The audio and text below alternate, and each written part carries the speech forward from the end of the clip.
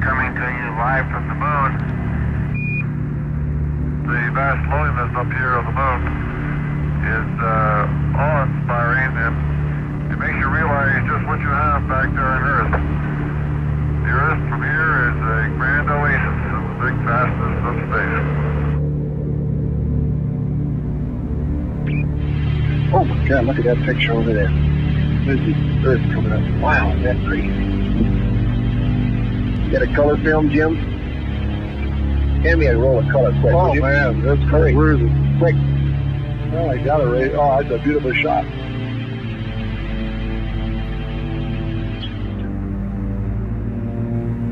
From the crew of Apollo 8, we close with good night, good luck, and God bless all of you on the good Earth.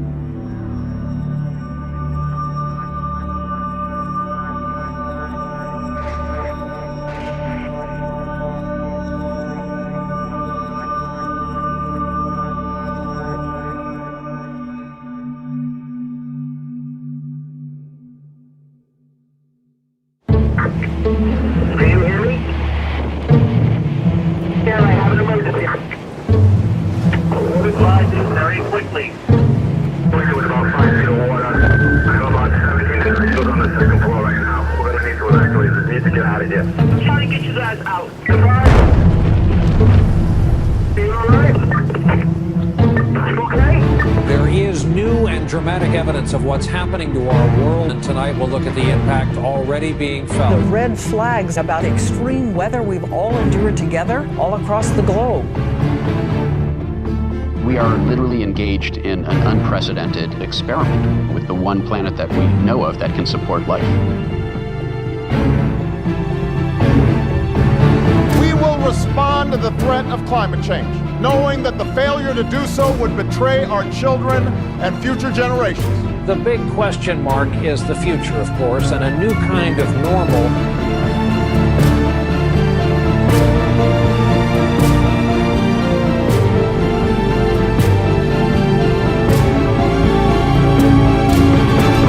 Things are gearing up for the UN-hosted Climate Change Summit in New York. UN Secretary General Ban Ki-moon will host the summit. I will convene a climate summit for leaders at the highest level. I urge political leaders of the world to prioritize their political energy on climate change. We have to get serious about bringing real commitments to the table for that summit. If things go business as usual, we will not live, we will die.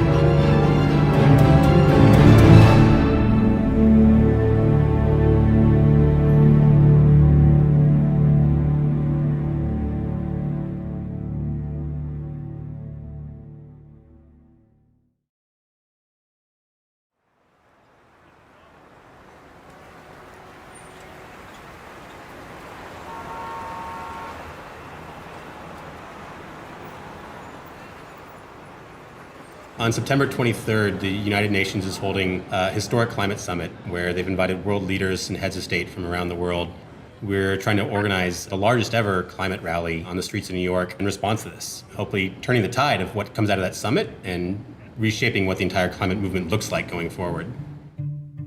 Climate tipping points are scary, but if we stay connected to each other, we can build the largest climate mobilization in history. We'll have power to create the movement tipping point on climate change, the one that takes our leaders from this place of inaction and puts them on a journey towards saving the planet. All of the big social movements in history have had people in the streets. Women's voting rights, civil rights movement, and even more recently on climate issues, our big successes have happened when people left their homes and went out into the streets. This is a bigger fight than, in fact, has ever been won. It's not that we need to save the Earth. We need to save the systems that make the Earth compatible with human existence and the existence of other life forms. This is the fight of our time, but none of us should exactly have to be activists about all this. In a rational world, the fact that scientists had said the worst thing on Earth is happening now, and here's what you can do to stop it, that would have been enough to push our systems into action. Yeah, of all the things that probably get me most upset, it's when people start presenting climate change as if it's something new. The science behind our understanding of man-made climate change is very, very old and very well established. So the task we've taken on is documenting this history to help us understand where we are, how we got here, and how we can change course. Scientists have known for more than 150 years that carbon dioxide was a greenhouse gas. Fourier came up with this notion that there were gases in our atmosphere that allowed sunlight to pass through like a window, but then when sunlight bounced off the Earth's surface, they trapped the heat in, right? So you had now this establishment of what we now call the greenhouse effect. In the 1850s, John Tyndall made laboratory measurements of the absorption of heat radiation by carbon dioxide. And he concluded that if you change the CO2 in the atmosphere, it's going to affect the planetary energy balance. Tyndall was the one who really came along and proved that carbon dioxide was a natural thermostat that helped set our planet's temperature. In the late 1800s, it was the great Swedish chemist Arrhenius who first did the calculations about what would happen as we, as he put it, evaporated our coal mines into the air. But people didn't pay much attention to that in the 20th century because we were too busy figuring out cool new ways to burn fossil fuel. It was only in the late 1950s that we even bothered to measure to see if it was accumulating in the atmosphere. That instrument, which went up on the side of Mauna Loa in Hawaii, is the most important scientific instrument in the world. Beginning in 1959, it found that there was a steadily accumulating amount of CO2 in the atmosphere, the so-called Keeling curve. The Keeling curve is one of the most important pieces of scientific work of the 20th century that shows us that carbon dioxide has been rising continuously and systematically since the Industrial Revolution. Keeling didn't just show that there was an increase in carbon dioxide, he also pinpointed the source. And what Keeling showed so incredibly was that roughly 1 out of every 4 CO2 molecules in our atmosphere today were put there by us. Just a year ago, we passed 400 parts per million of carbon dioxide in the atmosphere. Now, the pre-industrial level was about 280 parts per million. So human society in the industrial era has raised the level of CO2 in the atmosphere by about 40%, and many people fear that before we're done, we're going to double it or even triple it. We're pumping CO2 into the atmosphere at a speed which we have never seen before in modern human history. We are absolutely racing into uncharted territory. In our lifetime, human beings left behind the Holocene, this 10,000-year period of benign climatic stability that coincides with the rise of human civilization. We have crossed a great threshold, and we stand on the edge of others.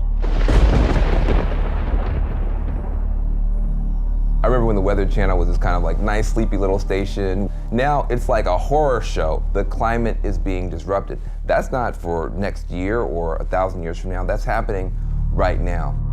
What all climate scientists will agree on is that the entire atmosphere has changed. All the atmospheric dynamics have changed. So every event that happens now is in the context of climate change. It's different from how it would have been.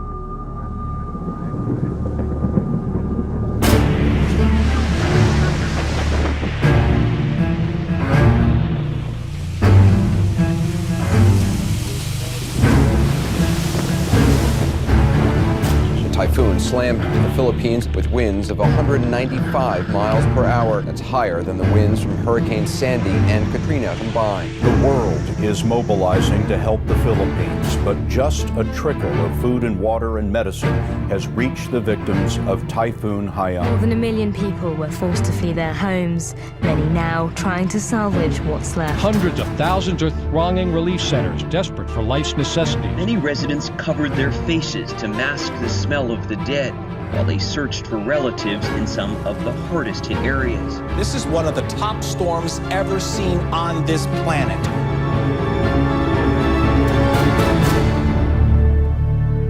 Mr. President, Your Excellency, what my country is going through as a result of this extreme climate event is madness. Super Typhoon Haiyan made landfall in my own family's hometown. And the devastation is staggering. I struggle to find words to describe how I feel about the losses.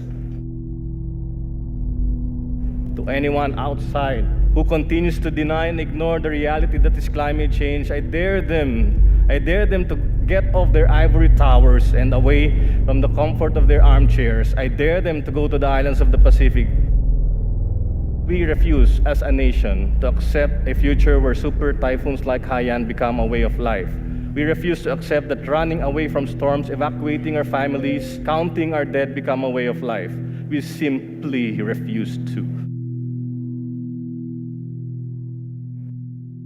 We can fix this. We can stop this madness.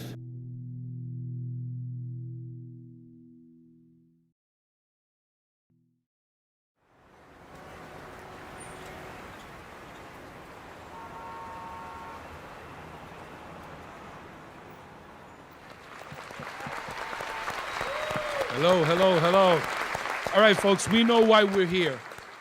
We have 80 days starting tomorrow to pull off the largest climate march in history. It's really important for folks to remember that although climate change affects everyone, the impacts are not evenly distributed. And we're asking each one of these breakout groups, prioritize people of color, folks, because this is real, it's disproportionate, and it's time to bring it. They need to act on a binding global agreement to reduce greenhouse gases. We can do that and create jobs at the same time. Part of what we're doing is moving people from fossil fuels to the solutions and also presenting them with economic opportunities around the solution. The idea of who's going to be leading this march are the people in this room. This environmental issue is the singular issue of our time, of our day, that will determine how we live, where we live, and if we live. The most important tool that we have is our people power. There are already 325 groups, and that list is going to grow every single day. Whatever you're thinking about doing to help build this mobilization, rethink it and make it bigger, make it bolder. Our job is to make sure everybody hears about it, and then they'll get there. They'll get there. That's our job.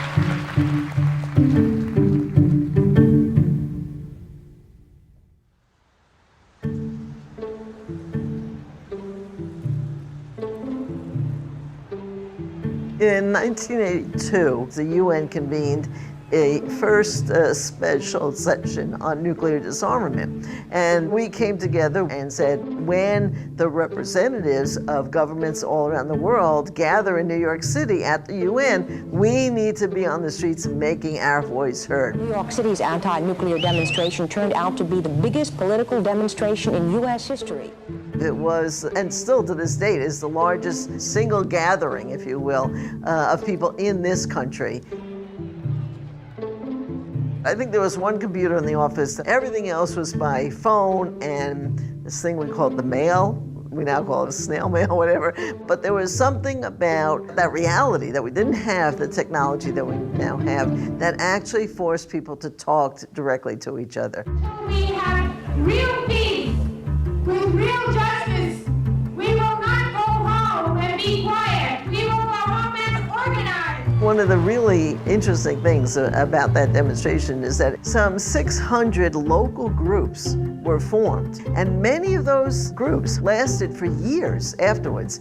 To me, the real power of that day was the organizing experience that led up to it, and then the organizing that came out of it.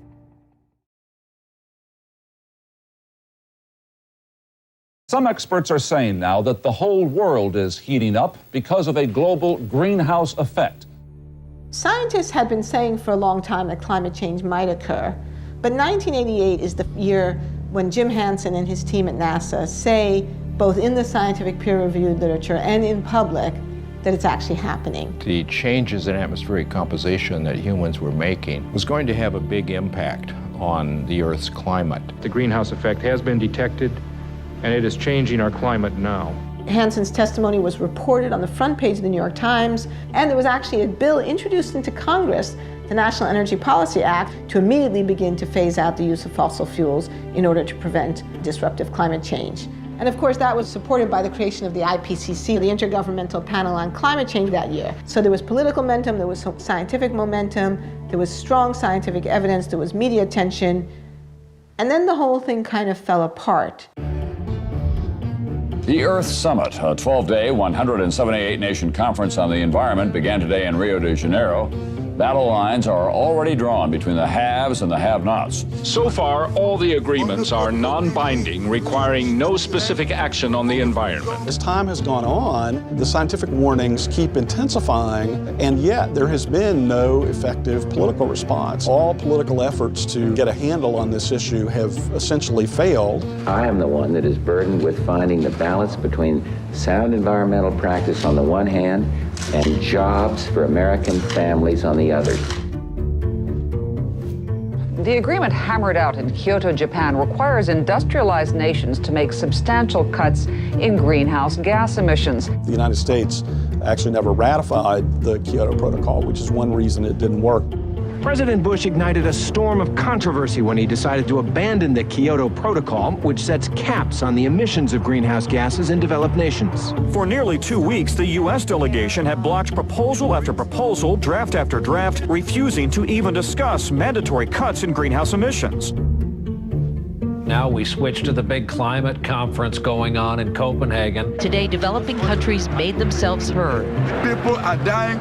Led by Africa, 135 nations, including India and China, staged a 5-hour boycott, angry over what they say are insufficient carbon cuts proposed by the world's rich countries. If Hollywood had been writing the story, you know, it all would have come right in the end, and all the nations would have pledged their best effort. And nothing like that happened. The thing was a fiasco, a failure. The frustrations of the last 10 days explode on the streets of Copenhagen. Outside the Bella Center, where negotiators still haven't reached a climate agreement, 2,500 protesters try to storm the hall to make an impact. Nothing happened because the fossil fuel industry was still strong enough to scare nations into avoiding the issue. What happened in Copenhagen for a lot of people was this realization no leader was coming to save us. We have to be strong enough to scare our national leaders into doing the right thing in New York City in September. If we can demonstrate that, then better things will happen in Paris than happened in Copenhagen. These things are not separate moments in time. This is all part of one string, and what we're fighting towards in Paris is highly dependent on what happens in September. This is going to have to be the fight of our lives.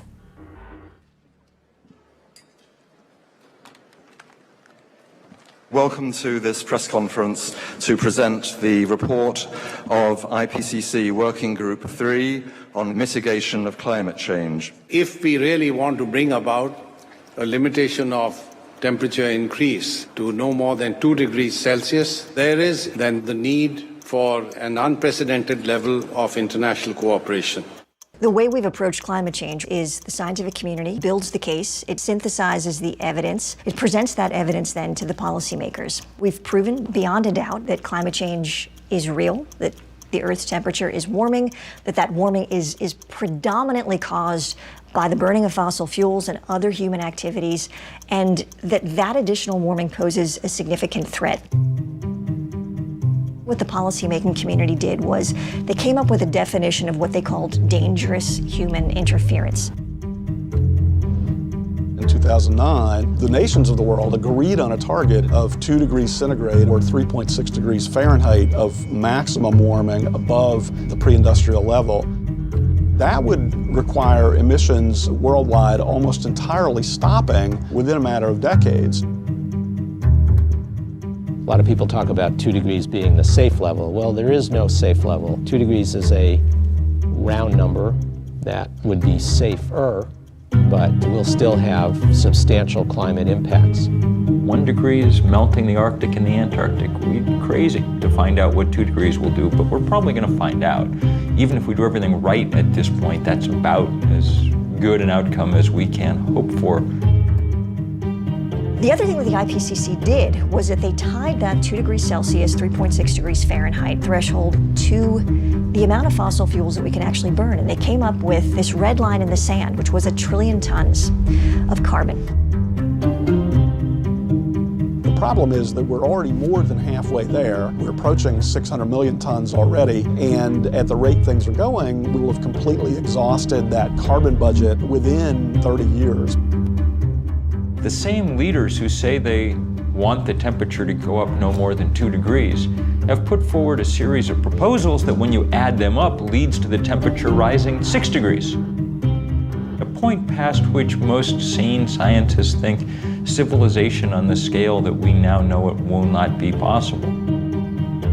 It's almost a kind of refusal to come to grips with reality. There's just this enormous gap between what countries say they want to do and what they're actually on track to do. People call this the emissions gap.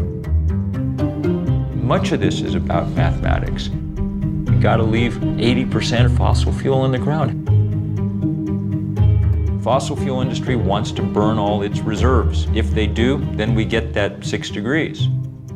Each day of inaction, each day of business as usual puts us closer and closer on this crash course.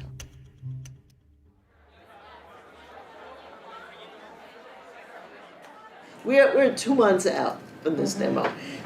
Obviously, we all know in this room a tremendous amount of work is happening every day, getting the word out, organizing people, mobilizing people. At this point, every day counts. And every day when we miss an opportunity, it's gone. Because it's not just a one-day march, it's our long-term ability to build a strong climate movement that we need to invest in. So being inclusive to us is really about multiple things, but recognizing that we live in a society where there's privilege, there are inequities. In order to address the climate crisis, we have to first address those inequities. That will allow us to then bring a movement strong enough to address the global ecological crisis. If you think for a second about this, there was this just layer of stuff under the ground, got put there at a specific time in a specific way, and it just captured millennia of solar energy. And we just happened upon it. It's like if you were just walking around and then like, oh, you put something in the ground, there's just millions of dollar bills down there. You're just like pulling them out. Everything about what we do and who we are and how we live is dependent upon the fact that we just found this stuff sitting there. And that stuff said, oh, you don't have to have everyone working in the fields all the time. You can have cities, you can have cars, you can have iPhones. And the way I view it is, as incredible as that stuff is, we've been paying this price on it the whole time, right? And there's this clock running. The classic market failure is negative environmental externalities. That's just jargon for you're not paying the full costs of the fossil fuels that you burn. The racket that the fossil fuel industry has run is to take costs of its product and export them to the public. Think about, the litany of impacts from sea level rise, ocean acidification, the collapse of ecosystems that we rely on for food, water availability. These things are really expensive. When you have huge wildfires, it costs a lot of money. All of those costs are being dumped onto us as a society and not being paid by people who are polluting. These big, massive polluters get to dump megatons of carbon in the atmosphere for free. You can't pollute for free. If you litter, you get a fine. That makes coal and oil and other fossil fuels more competitive against solar and wind and other sources than they deserve to be. Behind the environmental problems that carbon pollution causes and behind the economic problems is a political problem that a very small group of very powerful special interests have exerted very rough control over the political establishment. We're up against the fossil fuel lobby that has complete access to the political class and the ability to bribe through legal means and blackmail through the use of attack ads and so on. Even people who oppose them have trouble opposing them too strongly because they're in some ways economically dependent on them. Right now, we have a monopoly control by big carbon polluters. They grant themselves subsidy after subsidy. Think about this. How much money does the Pentagon spend helping big private oil companies get their for-profit products from the Middle East here? About half the Pentagon's budget is just helping Chevron and Shell and Exxon get their for-profit product here. What if they had to pay for that service? How much would gas cost then? Plus, they also get all kind of tax breaks and other kind of loopholes. They're in a system based on a grow or die ethic. But rather than respond to the climate crisis by scaling back, they're doubling down through fracking, through tar sands oil, through coal exports, mountaintop removal. They have become more brazen. It's a rogue industry. It's an industry whose business plan is followed to the letter will wreck the planet. Once you know that, then you know that these are now illegitimate business plans. We have to figure out how to disassociate ourselves with them. And that is beginning to happen all over the world.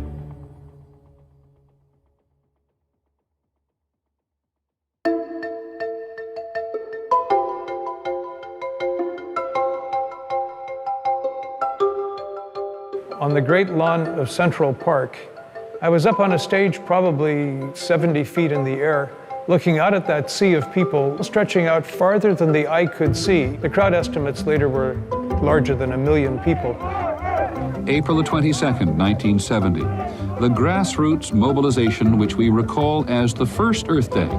20 million Americans called away from their jobs and their classes into the streets of their communities. When Nixon was looking at television at these huge crowds in city after city after city across the country, he apparently muttered to Ehrlichman, man, a lot of those people have got to be Republican. And Republicans needed him to do something for them on this issue, he felt, and it was Nixon, arguably one of the most anti-environmental presidents in American history, who felt compelled to sign the Clean Air Act.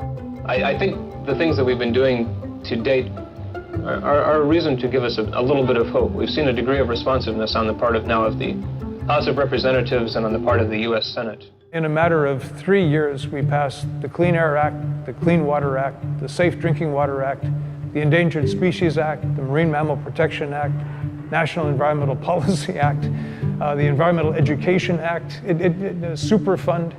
I'd go so far as to say that with the possible exception of the New Deal, it was the most fundamental restructuring of the ground rules of the American economic system that the nation has experienced.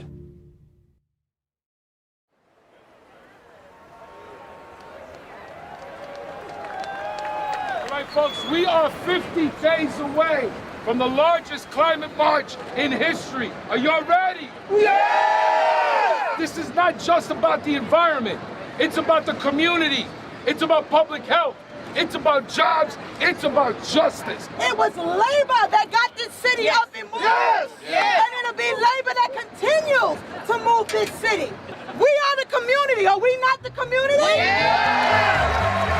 For our people who have been at the front line, not being able to breathe, suffering from asthma, upper respiratory, pulmonary disease, cancer clusters because of environmental racism. Climate change exacerbates every kind of social injustice that faith communities have fought against for thousands of years. And we will not stop marching and praying and acting until we have a strong climate treaty. We got a movement, brothers and sisters, and we got to stay together. So join us on the 21st to march and send that signal to the United Nations. The people united will never be defeated. The people unidos jamás serán vencidos. It's only by accident that we even think of climate change as an environmental issue. You could just as easily think of it as another example of what happens in an unequal society. The people who've contributed the least to climate change and who've benefited the least from the use of fossil fuel are the first people to feel the effects. People in the poorest parts of the world suffer enormously already and will suffer enormously more as the century wears on. Climate disruption is a social justice issue. Who gets hit first and worst? every time there's one of these weather disasters. It's low-income people, it's people of color, it's people who can't get out of harm's way, and people who can't bounce back easily because they don't have the money or the social standing or the political connections. Our communities are disproportionately impacted. We're all seeing that it's the indigenous people, the people of color, the low-income people who have historically suffered the burden of so many other politically driven crises. There are so many countries that have been systematically plundered over hundreds of years, and this is often described as an ecological debt, climate debt. The whole idea that there are disposable places was always a racist idea, the idea of sacrifice zones. Just treating people in places like garbage. The place where it's hardest for it to sink in is in the suburban United States. We're insulated against the natural world. That's what the suburbs really are, a way of making you not notice the natural world very much. And we're insulated in those places by wealth. At least we think we are.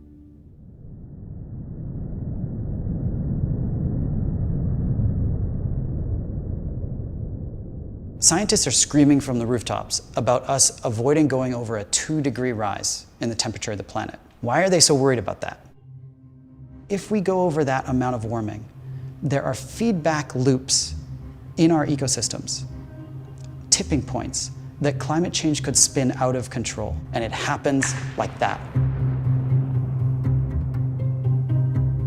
There are switches that can be tripped where suddenly you are in brand new territory and you don't even begin to know what to do about it.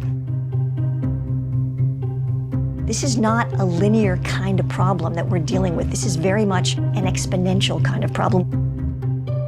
Right now, we're on the edge of 3 major tipping points. The first one is the Arctic ice cap. That ice cap's like a mirror. It reflects the sun's light off of the Earth and keeps it from warming us up. But as it melts, you get a smaller mirror, which means a warmer Earth, which means more melting, which means more climate change. Another example is Arctic methane. We've got a gigantic amount of methane gas frozen into the tundra, and it is 50 times as toxic as CO2 is. It's CO2 on steroids. As it warms, and that methane gets released, it then causes global warming to get worse, which means it warms more, which means more methane released, which means worse warming, and all of that process spins out of control. Another example of a tipping point is ocean acidification. As you get more CO2 in the atmosphere, a lot of it actually is going into our oceans. And a lot of stuff, like plankton, can't live in that kind of acidified water. And plankton is the basis of the food chain. If the plankton die, we lose the whole ocean ecosystem. These kinds of feedback loops and tipping points are what keep me up at night, that we will hit one before we're able to turn things around. Even if we went cold turkey today because of the time lags in our climate system, we've already signed up for things that we can't see yet. We live in a razor-thin livable universe. Just a few kilometers below my feet, it's too hot to live. Just a few kilometers above my head, the air is too thin to breathe. It's not about a few more droughts and a few more storms. It's about a catastrophic shift in this fragile balance of our biosphere that threatens everything we love.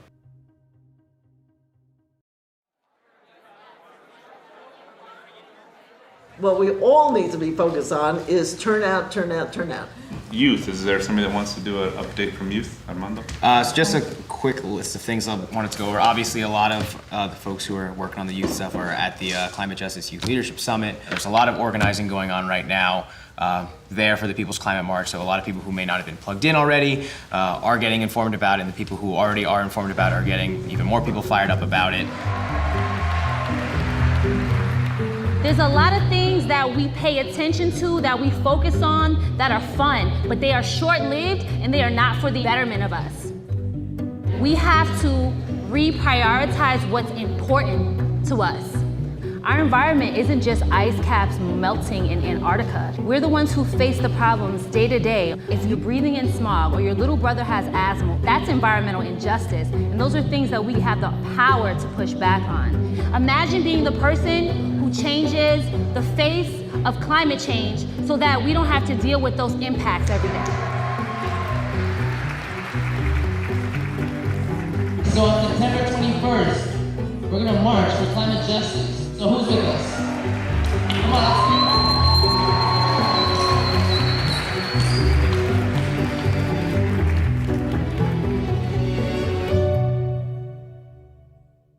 Okay, all right. Yes, we pull the fossil fuels out of the ground, we put them in the incinerator, they put the carbon in the sky, it warms the earth, lots of bad stuff's gonna happen, heat waves, extreme weather, floods. Okay, sure. But I mean, really, is that the thing I care about most? You know, there's all these other issues in my life that are more pressing. For someone who is engaged in a struggle for a higher minimum wage or worries about healthcare, it's understandable that these molecules floating around the air seem invisible and abstract. Humans have this thing that we call a finite pool of worry. You've got your mortgage you've got to pay, you've got your kids you've got to take care of, and they tend to be more immediate. We respond to things that feel incredibly urgent, like a gun to the head, a stampede of wild elephants, right? Climate change is a completely different kind of risk. It plays out over these very long time scales. It's really hard to perceive it as a very urgent threat. The other thing that happens is that there's something called a single action bias. We have this tendency to see a threat and then we try to fix it with one thing. It's like the silver bullet solution. When we look at climate change, we become overwhelmed by it because there's so many different ways that we're gonna need to fix it. 25 years we've been talking about climate change. The level of scientific reports becomes higher and higher and higher. Why has that still not compelled the majority of people to action? Cognitive psychologists have been mapping the processing systems within our brains, and they found that there are two parallel and deeply interlocked processing systems. The rational side, the analytic side, which deals with information, facts, data. And we have another side, which is a much more intuitive and emotionally driven side. It is that emotional system that moves us into action. The challenge for climate change is how do we get something that is so based in the science to cross over into the side which makes us feel something. People are reluctant to stand up and to take action if they don't see that the other people around them are taking action. And that is why it is absolutely critical that there are people who are seen to be doing something. They are creating the breakage. Climate change is strangely, maybe uniquely problematic because not only are we all bystanders, we're also perpetrators, actively contributing to the thing. If we recognize the problem, we become morally compelled to take action on it. There is a fundamental tipping point at which that has to happen.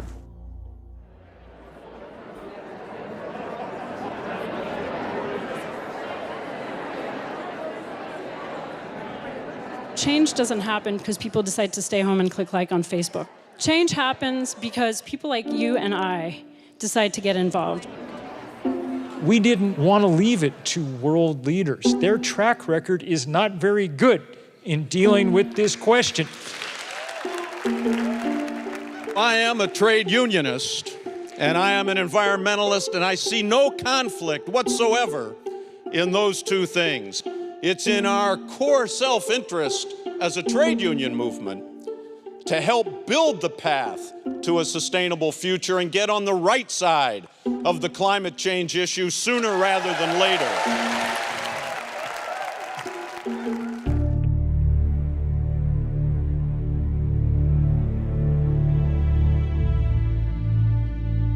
Normally it takes a long time to switch energy sources, 50, 60 years to go from wood to coal, coal to oil and gas. We lack 50, 60 years. The reason we want to get off of fossil fuels now is because we have to protect our way of life. We need a vision for what the post-carbon economy looks like. that is inspiring enough and delivers enough in terms of jobs, in terms of new opportunities, in terms of better health. It has to be exciting. There are many more jobs available to people who are going to be building wind turbines, retrofitting houses so they waste less energy. Solar panels have to be installed by a person. That person has to go to your home. There's no way to outsource putting that solar panel onto a roof. A 100% renewable economy is within our grasp. It's economically and technologically possible. It's not something that we need to keep researching, because it's always off in the distance. No, it's here. It's a question of political will. If you look at the renewable revolution that's happened in Germany, it wasn't about leaving the renewable sector to the market. It was about creating different incentives. And there was an explosion of innovation and creativity. Germany is now the #1 solar country in the world, even though they have the same amount of solar incidents as Alaska. Can we do it? Can we take the power that has been highly centralized and highly focused and controlled by very few hands, and it is not an accident that very few hands controlling power in the sense of electricity leads to very few hands controlling power in the sense of political power. We are going to try a global experiment that is going to be the most difficult thing human beings have ever done, which is to rip those two apart, which means we are democratizing power in both senses of the word. The real question is, are we gonna scrape the bottom of the barrel for the last polycarbons on Earth to burn them too? Or can we actually show some restraint, which we ask our children to do? Don't eat the last 17 marshmallows. Could you just show some restraint and choose a wiser course? A Canadian company called TransCanada wants to build the Keystone XL pipeline. The $13 billion system would carry crude oil from the so-called tar sands region in Alberta to Houston, Texas for refining. The Keystone XL pipeline has become a huge focus of controversy. The tar sands oil is particularly dirty, it's particularly carbon intensive. An estimated 2,000 environmental activists from across the continent plan to gather in Washington, D.C. to launch a 2-week protest. It has become a symbol to both sides in this debate, where the people who want further development of fossil fuels see getting Keystone through as core to their strategy, and on the other side, the climate activists see it as a symbolic fight that they have to win. I'm here as a Nebraska citizen and landowner. I am on the advisory board of the Center for Health and the Global Environment at Harvard Medical School. I'm an evangelical Christian. I'm a proud member of the Transport Workers Union of America. You know what's so fascinating about this whole Keystone thing is that was supposed to be a wedge, and instead it's been turned upside down. Now it's actually a base that is lining up constituency after constituency. Today we act! Today we send a message to them and everybody else. We are taking back our futures! Something extraordinary and unexpected has backfired out of the ambition of the fossil fuel companies. They've built a movement by mistake. If you are going to be risking arrest, you're going to be lining up over here. One of the tools that came into play was peaceful civil disobedience to show the moral urgency of these problems, that this was the crisis of our time. I saw a story in one of the trade publications, the oil industry, not long ago, and they said, we're never going to get to build another pipeline in peace again. And I hope they're right.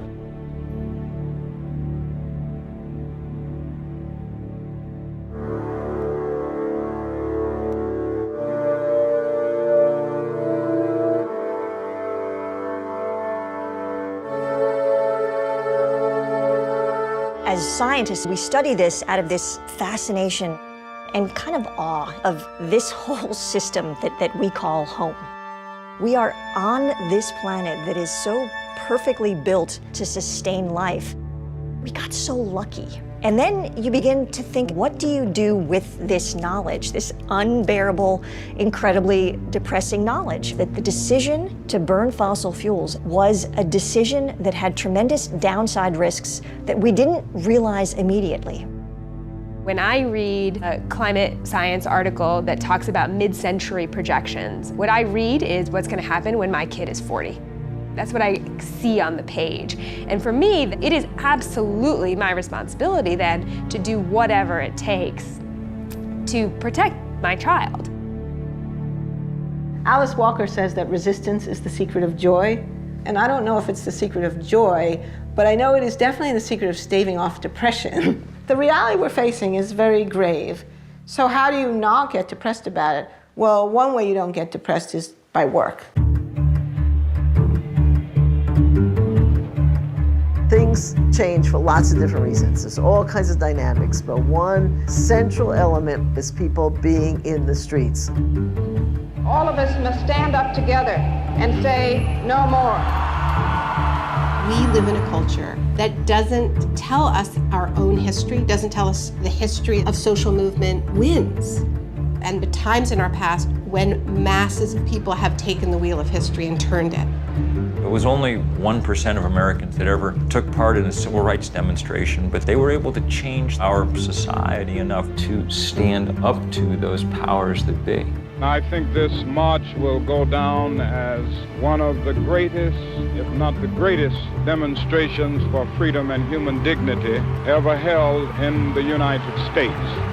Martin Luther King always said that the victories that had been won so far were the ones that were cheapest to the status quo. Giving legal rights and giving voting rights doesn't cost the system nearly as much as providing good jobs and good infrastructure and good schools. We as a people will get to the promised land. Big victories have been won before, but nothing on the scale of the economic challenge that really responding to the climate crisis represents. We have a responsibility to rise to our historical moment. We are going around the world to say the time has come. If we're going to have a movement worthy of the name, solidarity among all these different causes needs to be the foremost principle. It's this broad and powerful spectrum of allies that has the political weight to move the dial on this. There's a tipping point coming where the online movements are going to move offline. If we can just push this to a point where there is a social tipping point, we really can move forward on this issue. We will not be stopped. Take action right now. This is the issue I will vote on. This is the issue I will give money on. This is the issue that I will scream at the top of my lungs into a bullhorn over. That is what moves politics. The People's Climate March is our chance to show the immense power of people in solidarity. Heads of state are gathering. They need us to say, we demand action. This is the right thing at the right time in the right place. The whole world will be watching. Nothing moves public opinion more than seeing large numbers of people gathering. A march is not an end in itself. It is a tool. In my heart of hearts, I know that this People's Climate March in September will serve to deepen this movement. I will be there in New York, September 21st. There is no replacement, even in the digital age, for human bodies next to each other, standing as one, hearts beating as one, voices raised as one, making a political demand. If you don't fight for what you want, you deserve what you get. September 21st, in some ways, is the beginning. There are teams around the world organizing marches in Rio, in Delhi, in Berlin, in Paris, in London. And people around the world will get together in the largest climate change mobilization in history. Are you ready to march? Are you ready to march? Are you ready to march?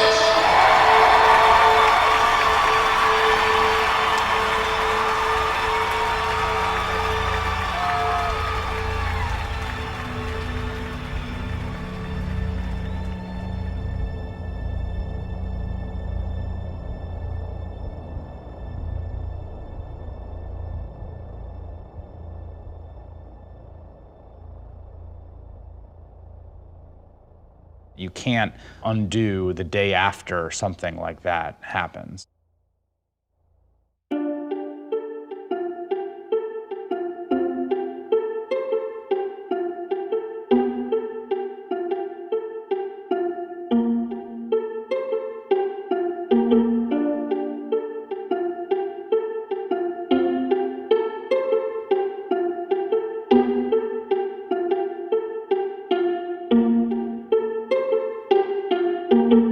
Line that divides good from evil, and it runs down the middle of every single person.